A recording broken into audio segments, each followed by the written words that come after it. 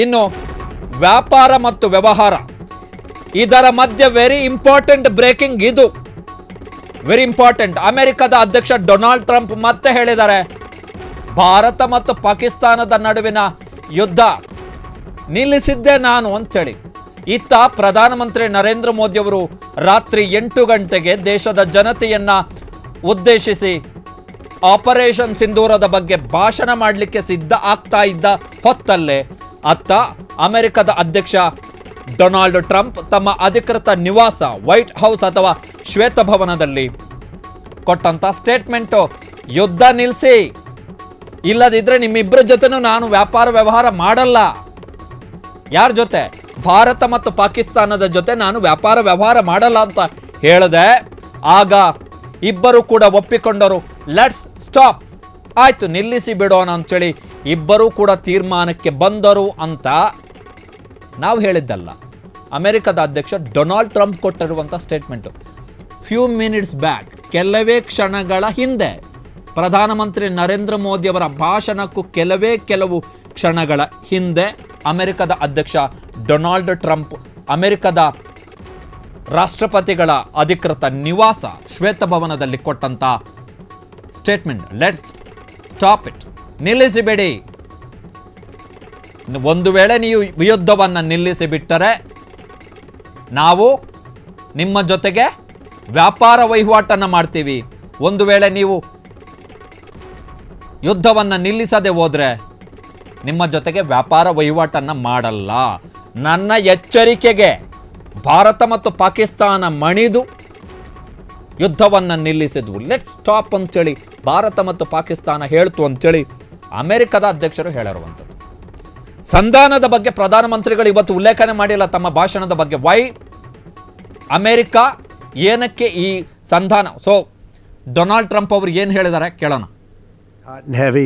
On Saturday, my administration helped broker a full and immediate ceasefire, I think a permanent one, between India and Pakistan, ending a dangerous conflict of two nations with lots of nuclear weapons.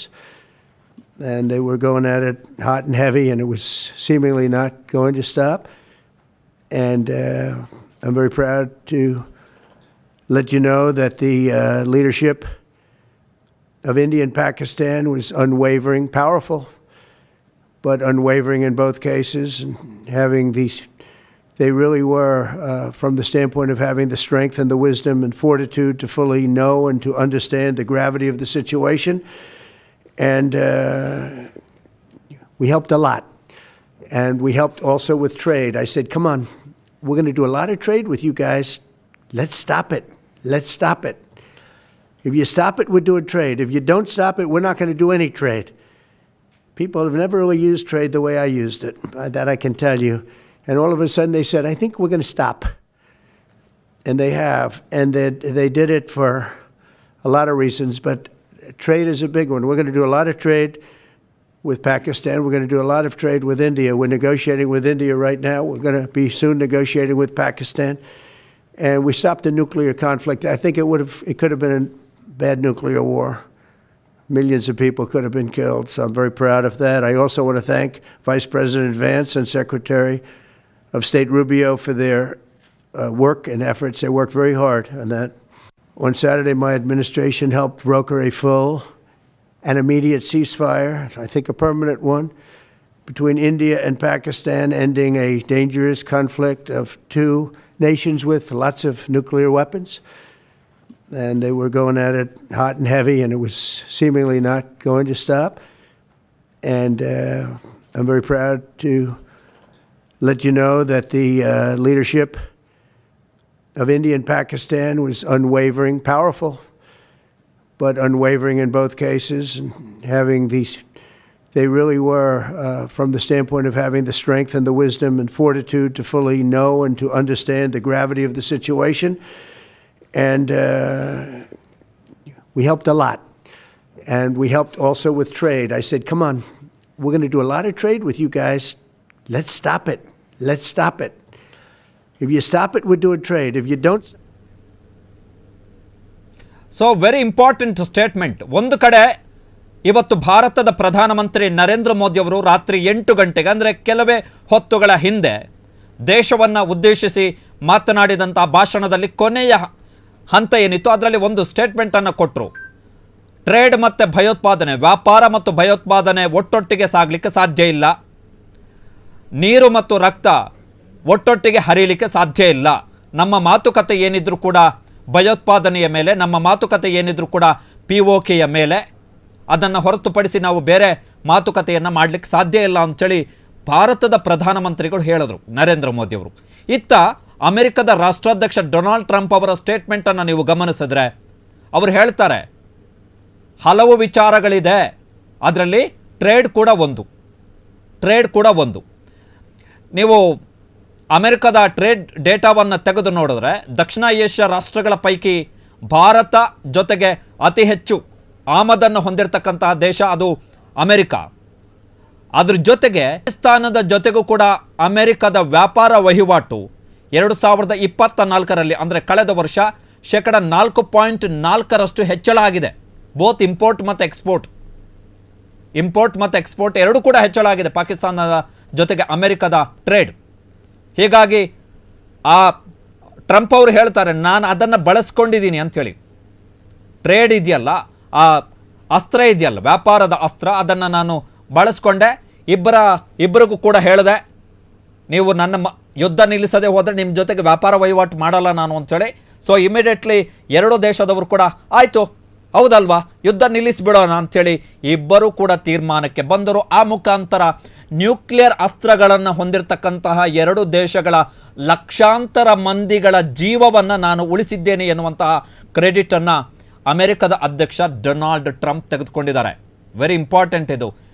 ಭಾರತದ ಪ್ರಧಾನಮಂತ್ರಿ ನರೇಂದ್ರ ಮೋದಿ ಅವರು ತಮ್ಮ 22 ನಿಮಿಷಗಳ ಮೋದಿಯವರ shortest speech ನನ್ನ ಪ್ರಕಾರ. ಕಾರಣ ಏನು ಅಂತ ಹೇಳಿದ್ರೆ ಮೋದಿಯವರ ಸ್ಪೀಚ್ ಸಾಮಾನ್ಯವಾಗಿ 30 ನಿಮಿಷವನ್ನು ದಾಟಿ 45 ನಿಮಿಷಗಳನ್ನು ದಾಟಿ 1.5 ಗಂಟೆಯವರೆಗೆ ಹೋಗಿದ್ದಿದೆ. ಹಾಗಾಗಿ ಆ ಹಿನ್ನೆಲೆಯಲ್ಲಿ ಇದು ಅತ್ಯಂತ ಸಣ್ಣ ಸ್ಪೀಚ್ ನರೇಂದ್ರ ಮೋದಿ ಅವರು ಇವತ್ತು ಮಾಡಿರುವಂಥದ್ದು. ಈ ಸಣ್ಣದಾದಂತಹ ಭಾಷಣದಲ್ಲಿ ನರೇಂದ್ರ ಮೋದಿ ಅವರು ಅಮೆರಿಕ ಯಾಕೆ ಮಧ್ಯಸ್ಥಿಕೆ ವಹಿಸಿತ್ತು ಎನ್ನುವುದರ ಬಗ್ಗೆ ಉಲ್ಲೇಖವನ್ನು ಮಾಡಿಲ್ಲ. ನಾವು ಪಾಕಿಸ್ತಾನದ ಜೊತೆಗೆ ಮಾತುಕತೆ ಮಾಡುವುದಾದರೆ ಅದು ಭಯೋತ್ಪಾದನೆಗೆ ಸಂಬಂಧಪಟ್ಟ ಹಾಗೆ ಮಾತಾಡ್ತೀವಿ, POK ಪಾಕ್ ಆಕ್ರಮಿತ ಕಾಶ್ಮೀರದ ಬಗ್ಗೆ ಮಾತಾಡ್ತೀವಿ ಎನ್ನುವಂತಹ ಅಂಶವನ್ನು ನರೇಂದ್ರ ಮೋದಿ ಅವರು ಸ್ಪಷ್ಟವಾಗಿ ಉಲ್ಲೇಖ ಮಾಡಿದ್ದಾರೆ. Good, very good. We congratulate. ನಾವು ಪ್ರಧಾನಮಂತ್ರಿಯವರಿಗೆ ಅಭಿನಂದನೆಯನ್ನು ಸಲ್ಲಿಸ್ತೀವಿ, ಪ್ರಧಾನಮಂತ್ರಿಯವರಿಗೆ ಶಹಬಾಸ್ ಗಿರಿಯನ್ನು ಕೊಡ್ತೀವಿ. ಕಾರಣ ಏನು ಅಂತ ಹೇಳಿದ್ರೆ ಈ ಕದನ ವಿರಾಮದ ಬಳಿಕವೂ ಕೂಡ ಅಂಥದ್ದೊಂದು ಸ್ಟ್ಯಾಂಡನ್ನು ಈ ಸರ್ಕಾರ ತೆಗೆದುಕೊಂಡಿದೆ ಅಂತ ಹೇಳಿದ್ರೆ ದಟ್ಸ್ ಗ್ರೇಟ್. ಆದರೆ ಒತ್ತಡ ಎಲ್ಲಿಂದ ಬರ್ತಾ ಇದೆ, ದಟ್ ಈಸ್ ಇಂಪಾರ್ಟೆಂಟ್. ಅಮೆರಿಕದಿಂದ ಬರ್ತಾ ಇರ್ತಕ್ಕಂಥ ಒತ್ತಡ. ಅಮೆರಿಕದ ರಾಷ್ಟ್ರಾಧ್ಯಕ್ಷರು ಮೋದಿಯವರ ಭಾಷಣಕ್ಕೆ ಕೆಲವೇ ಹೊತ್ತು ಮುಂಚೆ ಮಾತಾಡಿರುವಂಥದ್ದು ನಾವು ಪಾಕಿಸ್ತಾನದ ಜೊತೆಗೆ ದೊಡ್ಡ ಮಟ್ಟದ ವ್ಯಾಪಾರವನ್ನು ಹೊಂದಿಲ್ಲ. ಭಾರತ ಮತ್ತು ಪಾಕಿಸ್ತಾನದ ನಡುವಿನ ಟ್ರೇಡ್, ಭಾರತದ ಒಟ್ಟು ಟ್ರೇಡ್ನಲ್ಲಿ 0.0001%, ನಾಟ್ ಇವನ್ 0.1%, 0.1% ಇಲ್ಲ ನಮ್ಮ ಮತ್ತು ಪಾಕಿಸ್ತಾನದ ನಡುವಿನ ವ್ಯಾಪಾರ ವಹಿವಾಟು. ನಾವು ಪಾಕಿಸ್ತಾನ ಜೊತೆಗೆ ವ್ಯಾಪಾರ ವಹಿವಾಟು ಮಾಡಬೇಕಾ ಅಗತ್ಯನೂ ಇಲ್ಲ. It will nowhere impact. ನೀವು ಟ್ರೇಡ್ ಡೇಟಾವನ್ನು ತೆಗೆದು ನೋಡಿದ್ರೆ ನೋವೇರ್ ಇಂಪ್ಯಾಕ್ಟ್. ಬಟ್ ಪ್ರಧಾನಮಂತ್ರಿಗಳು ಕದನ ವಿರಾಮದಲ್ಲಿ ಅಮೆರಿಕದ ಪಾತ್ರ ಏನಿತ್ತು ಅಂತೇಳಿ ಹೇಳಲಿಲ್ಲ. ಅದು ಇನ್ನೂ ಸೀಕ್ರೆಟ್ ಆಗಿಯೇ ಉಳ್ಕೊಂಡಿದೆ. ಸೀಕ್ರೆಟ್ ಆಗಿ ಉಳ್ಕೊಂಡಿದೆ. ಅಮೆರಿಕದ ಪಾತ್ರ ಏನಿತ್ತು? 22 ನಿಮಿಷದ ಭಾಷಣ.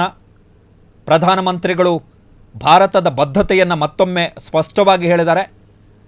ಇನ್ನು ಮುಂದಿನ ದಿನಗಳಲ್ಲಿ ಅಪ್ಪಿತಪ್ಪಿ ಪಾಕಿಸ್ತಾನದವರ ತಲೆ ತಿರುಗಿ ಮತ್ತೆ ದಾಳಿಗೆ ಯತ್ನವನ್ನು ಮಾಡಿದ್ರೆ, ಭಯೋತ್ಪಾದಕ ದಾಳಿಗೆ ಯತ್ನವನ್ನು ಮಾಡಿದ್ರೆ ನಾವು ಪ್ರತಿದಾಳಿಯನ್ನು ಮಾಡೇ ಮಾಡ್ತೀವಿ. ಎಲ್ಲಿ ಪಾಕಿಸ್ತಾನದವರು ಯಾವ ಸ್ಥಳದಲ್ಲಿ ಭಯೋತ್ಪಾದಕರನ್ನು ಹುಟ್ಟಿಸಿ ಅವರನ್ನು ಬೆಳೆಸಿ ನಮ್ಮಲ್ಲಿಗೆ ಕಳುಹಿಸ್ತಾರೋ ಅಲ್ಲೇ ಹೋಗಿ ನಾವು ಹೊಡೆದು ಬಿಸಾಕ್ತೀವಿ ಅಂಥೇಳಿ ಪ್ರಧಾನಮಂತ್ರಿಗಳಿಗೆ ಹೇಳಿದ್ದಾರೆ. ಸೊ ಬಿಗ್ ಸ್ಟೇಟ್ಮೆಂಟ್ ಪ್ರಧಾನಮಂತ್ರಿಗಳಿಂದ. ಬಟ್ ಅಮೆರಿಕದ ಬಗ್ಗೆ ಪ್ರಧಾನಮಂತ್ರಿಗಳು ಉಲ್ಲೇಖವನ್ನು ಮಾಡಿಲ್ಲ. ಕ್ಷಣ ಕ್ಷಣದ ಸುದ್ದಿಗಳಿಗಾಗಿ ಫ್ರೀಡಂ ಟಿವಿ ಸಬ್ಸ್ಕ್ರೈಬ್ ಮಾಡಿ, ಲೈಕ್ ಮಾಡಿ ಹಾಗೂ ಫಾಲೋ ಮಾಡಿ. ಹೊಸ ಸುದ್ದಿಗಳ ನೋಟಿಫಿಕೇಶನ್ಗಾಗಿ ಬೆಲ್ ಐಕಾನ್ ಮೇಲೆ ಕ್ಲಿಕ್ ಮಾಡಿ.